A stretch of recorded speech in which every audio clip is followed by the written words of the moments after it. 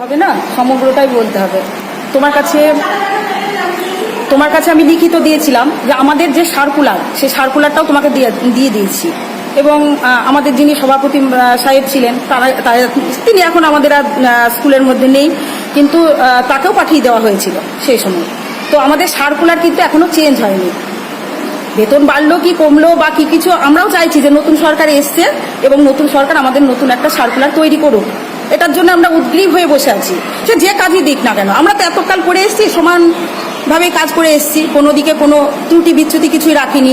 হয়তো বলবে সৌমিতা এখন বোধ ধরেছে কেন, সরকারকে দেখাতে হবে যে আমরা তো সেদিন যেমন বলেছিলাম যে আমাদের বেতন বাড়ছে না, তাই তোমরা বললে আমাদের বেতনে হিংসা কেন করছো। আমরা কারোর হিংসা করি না।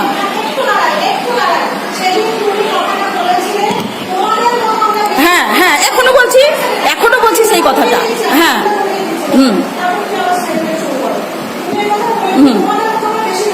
পায় না, এখনো বলছি তো। হ্যাঁ,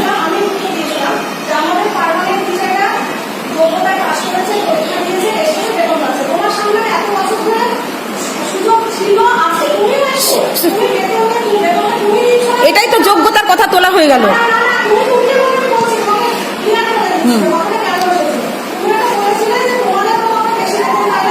এখনো বলছি সেই কথাটা, এখনো বলছি। দাঁড়াও, আমি বলতে পারি না, আবারও বলছি। এই যে এখন তুমি যেমন বললে না যে কি আমার বাচ্চা এখন বেরোবে না, আমিও বিতর্কে যাচ্ছি না। আমার বাচ্চা এখন,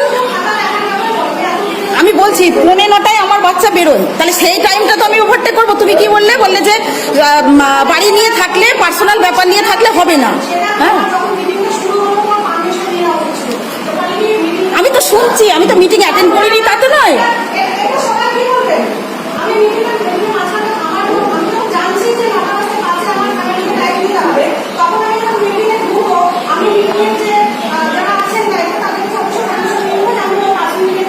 আরে তোমাকে তো আমি বললাম যে আমি 7 মিনিট পরে বলছি, আমি তো মিটিং ছেড়ে চলে যাইনি। মিটিং ছেড়ে আচ্ছা ঠিক আছে, আচ্ছা বেশ ঠিক আছে। এইবার আমি যেটা বলছি যে আমাদের সার্কুলারে কিন্তু কোনো পরিবর্তন হয়নি। সার্কুলার নতুন এলে তখন ভাবনা চিন্তা করব। আমাদের খাতা দেখার এবং পরীক্ষার গার্ড দেওয়ার এই সমস্ত কাজগুলো আমাদের সরকার দেয়নি।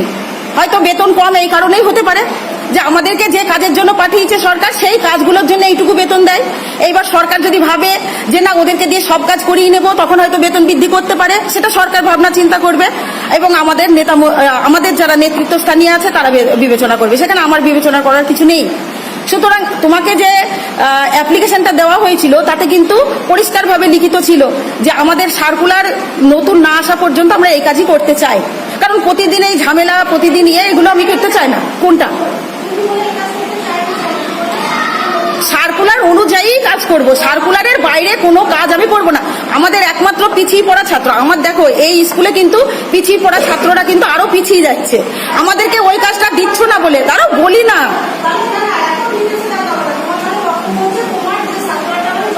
হ্যাঁ, বেসিসেই আমি কাজ করব। হ্যাঁ হ্যাঁ, কারণ এখানে সঙ্গীতাদি, আমি আর একটা কথা বলি, সেদিন মনিরুল দা কারা সব অনেকেই প্রশ্ন তুললো যে রুটিন কেন, ওই তরুণ দাও ছিলেন, যে রুটিন কেন বেরোচ্ছে না, পাবলিশ কেন হচ্ছে না। তখন সুভাষিস দা এখানে দাঁড়িয়ে বলে গেল যে সঙ্গীতাদির জন্য রুটিনটা হচ্ছে না, কারণ এইরকমই ভাষাতে বলেছে, কিন্তু তারপরে অন্যরকম বললো না। যে সঙ্গীতাদি তার রুলসের বাইরে যাচ্ছে না, সে কি জানো টেট পাস করে চাকরি পেয়েছে, তাই সে 8 পাসের ওপরে, মানে 8-এর ওপরে ঊর্ধ্বে ক্লাস নেবে না। এই জন্য রুটিনটা পাবলিশ করতে একটু অসুবিধা হচ্ছে আমাদের। সেটার মধ্যে আমি যাচ্ছি না। আমার মূল প্রশ্ন হচ্ছে, সে যদি সার্কুলারের মধ্যে থাকতে পারে একজন পার্মানেন্ট টিচার হয়ে, আমি একজন প্যারা টিচার হয়ে কেন থাকতে পারি না? আমি তো রুলসের বাইরে যেতে চাইছি না, আমি শুধু রুলসের মধ্যেই থাকছি। এর মধ্যে তুমি যদি মনে করো যে ঊর্ধ্বতন কর্তৃপক্ষকে জানাবো, সাদরে সম্ভাষণ। আমি খুবই খুশি হব যে পলিদি আমাদের জন্য কিছু করছে, যে আমাদের এই ব্যাপারটা ঊর্ধ্বতন কর্তৃপক্ষকে জানিয়ে দিয়েছে। যে তুমি বলবে যে সৌমিতাই একমাত্র করছে না, অন্যান্য প্যারা টিচাররা করছে, তাতেও আমার কিছু যায় আসে না, তুমি করে দাও। এসআই কে জানাও, ডিপিও কে জানাও, তোমার ঊর্ধ্বতন কর্তৃপক্ষ যতগুলো আছে।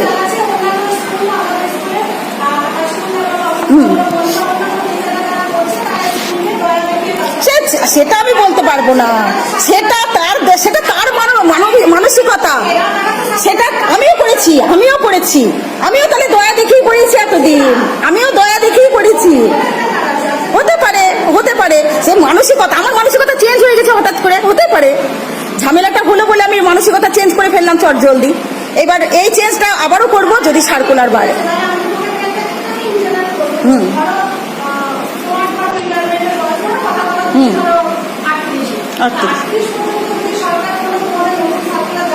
না করে আমি ওই সার্কুলার মধ্যে থাকতে চাই।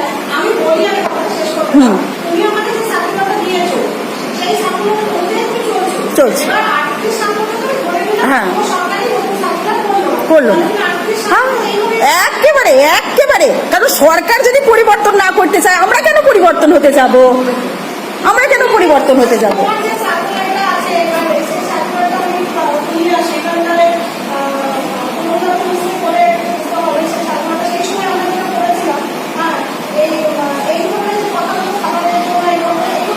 নেই, খাতা দেখার কাজ নেই, পরীক্ষার গার্ড দেওয়ার কাজ নেই, কিছুই নেই।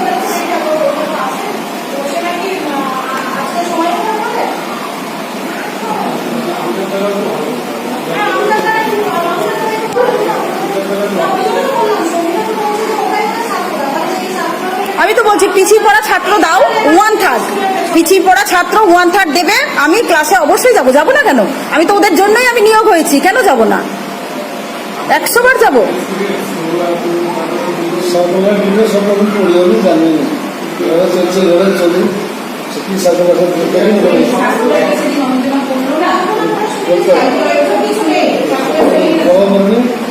তুমি আরো ভালো করে জানো, অসুবিধার কি আছে, আরো জানো। আমরা ডিপিওতে পর্যন্ত লিখিত দিয়ে এসেছি, সুতরাং সেখানে তার উনি একদম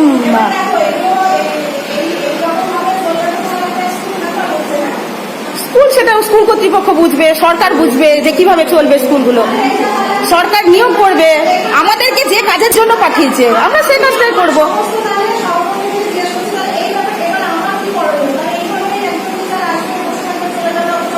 না বসে থাকবো বলিনি তো, পলিদি ভুল বলছো, বসে থাকবো একবারও বলিনি। তুমি আমাদের স্কুল ছুট ছাত্র ধরে আনার কথা, তুমি যদি বলো আমাদের স্কুল ছুট ছাত্র বাড়ছে, তুমি লিস্ট ধরে দেবে, আমি তা করতে যাব।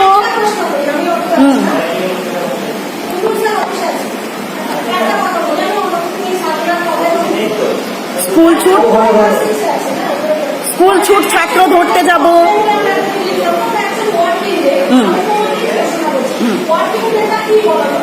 ওয়ার্কিং ডে হচ্ছে একদিন পরে আমাদেরকে স্কুল, আমি বলি আগে কথাটা, স্কুল ছুট ছাত্র ধরতে যাওয়া মানে যারা স্কুলে আসে না তাদের ধরতে যাওয়ার কথা। এবার তুমি আমাকে লিস্ট দেবে, যে সৌমিতা এই ছাত্রগুলো স্কুলে নিয়মিত আসছে না, আমি তাদের বাড়িতে বাড়িতে যাব, অবশ্যই যাব। এই দুটোই আমাদের এখন মূলত কাজ। আমাদের 3টে কাজের জন্য সরকার পাঠিয়েছিল। এক হচ্ছে টিএলএম, সেটা বাতিল হয়ে গেছে, সরকার আগে 500 টাকা করে দিত প্রতি মাসে, সেটা দেওয়া বন্ধ করে দিয়েছে, মানে টিএলএম বন্ধ হয়ে গেছে। টিএলএম বন্ধ হয়ে যাওয়ার পরে আর 2টো কাজ বাকি থাকলো, একটা হচ্ছে স্কুল ছুট ছাত্র ধরে আনা, আর তৃতীয়ত হচ্ছে তোমার পিছিয়ে পড়া ছাত্রদের ক্লাস করা। তো এই দুটো বেঁচে আছে। এই দুটোর মধ্যে এখন নাকি এসআই আবার বলছেন, যেহেতু আমাদের আগের মুখ্যমন্ত্রী, প্রাক্তন মুখ্যমন্ত্রী কিছু পুরস্কার আনার জন্য কেন্দ্রকে জানিয়ে দিয়েছিল, একবারে পরিষ্কার ভাষাতেই বলছি, পরিষ্কার জানিয়ে দিয়েছিল যে স্কুল ছুট ছাত্র নেই। তাহলে উনারা যদি স্কুল ছুট ছাত্র না থাকে, তাহলে আমি তো স্কুল ছুট ছাত্র ধরতে যাব না। তুমি দিলে যাবো, অবশ্যই যাব। টিআইসি দেবে আমাকে, এইচএম দেবেন আমাকে, তবে আমি যাব স্কুল ছুট ছাত্র ধরতে। যেদিন বলবে তুমি লিস্ট ধরে তুমি দেখে নিও, যদি আমি সেই দায়িত্ব পালন না করি সেই দিন তুমি আমাদের কঠোর শাস্তির ব্যবস্থা করবে। আর হচ্ছে এইবার তৃতীয়ত একটা কাজই আমাদের এখন মুখের কাছে দাঁড়িয়ে আছে, সেটা হচ্ছে পিছিয়ে পড়া ছাত্র। তোমরা আমাদেরকে কোনোদিন পিছিয়ে পড়া ছাত্র দাওনি। এ যাবৎকাল আমরা 2005-এ নিয়োগ হয়েছি, সেই থেকে 2026 সাল পর্যন্ত এখনো পিছিয়ে পড়া ছাত্র আমরা পাইনি। তোমরা আমাদেরকে দাও না, তোমরা আমাদেরকে ওই ভিড়ের মধ্যে ঠেলিয়ে দাও। সুতরাং সেইখান থেকে মাঝখান থেকে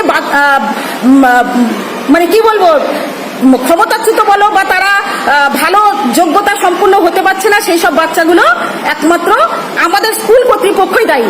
আমাদের যে অনেক ছাত্র আমি ক্লাসে গেলে দেখতে পাবো, যে ক্লাসে গেলে তারা রিডিং পড়তে পারে না, অক্ষর জ্ঞান জানে না, 7-8-এর ছেলেমেয়েরা, সেইগুলো আমাদের কাজের দায়িত্ব, কিন্তু সেই কাজটা তোমরা আমাদেরকে করতে দাও না। আমি প্রশ্ন তুলবো, কেন করতে দেওয়া হয় না? তোমাদেরকে দিতে হবে। আমরা পার্শ্ব শিক্ষকরা ওই কারণেই নিয়োগ হয়েছি। আর কিছু বলতে চাইলে এবার তোমরা বলো।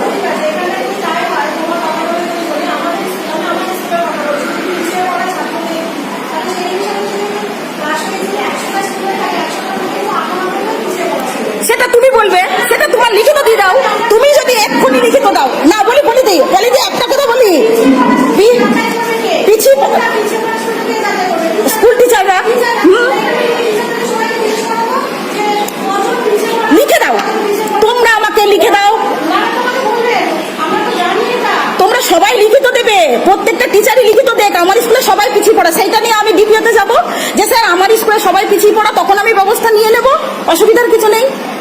তুমি আমাকে দাও না, তুমি সেটাই বলে দাও যে আমার 80% স্টুডেন্ট সবই পিছিয়ে পড়া, আমরা কিছু করতে পারছি না, সেটা তুমি আমাকে লিখিত দাও। তারপরে আমি দেখছি আমরা সর্বশিক্ষার অধীনে কাজ করছি, সেটা ভুললে চলবে না, সেটা ভুললে চলবে না কখনোই।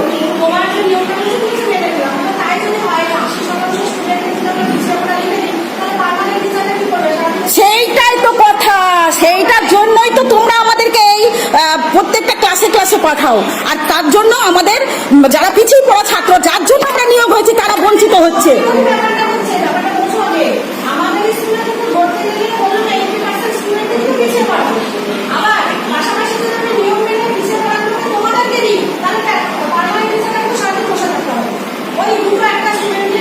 কারা বসে থাকবে? বসে থাকো, কিন্তু লিখিতটা তো দাও আমাকে। যেমন বলছো তুমি লিখিত দিতে, আমি লিখিত দিয়ে দিয়েছি, এবার তুমিও আমাকে লিখিত দাও যে সৌমিতা আমার স্কুলে সবই তো পিছিয়ে পড়া, তোমাকে সব ক্লাস করতে হবে, এটা যদি বলো তখন আমি দেখে নিচ্ছি।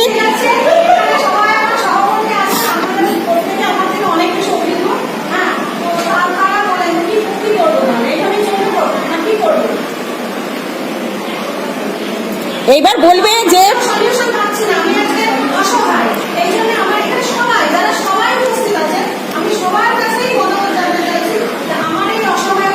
হ্যাঁ, মানবিকতার খাতিরে আমরা সমস্ত কাজ করে এসেছি। জুতো সেলাই থেকে চণ্ডীপাঠ, প্যারা টিচাররা বলে আমরা জুতো সেলাই থেকে চণ্ডীপাঠ করি, এতে কিন্তু পার্মানেন্ট টিচাররা খিলখিল করে হাসে। হ্যাঁ,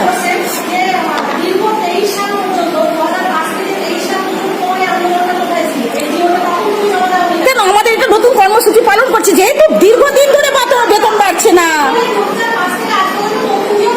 তোমরা আচ্ছা কোনটা?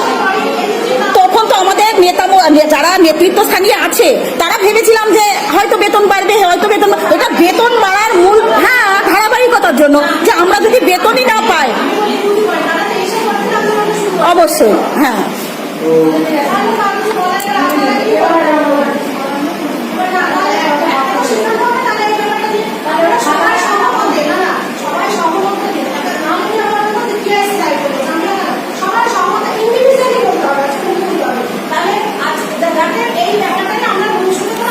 আজকে সঙ্গীতাতে যদি তার রুলসে বর্তমান থাকতে পারে, সে যদি বলতেই পারে যে আমি, তাহলে আমরা কেন সেই রুলসটা ধরে রাখতে পারবো না?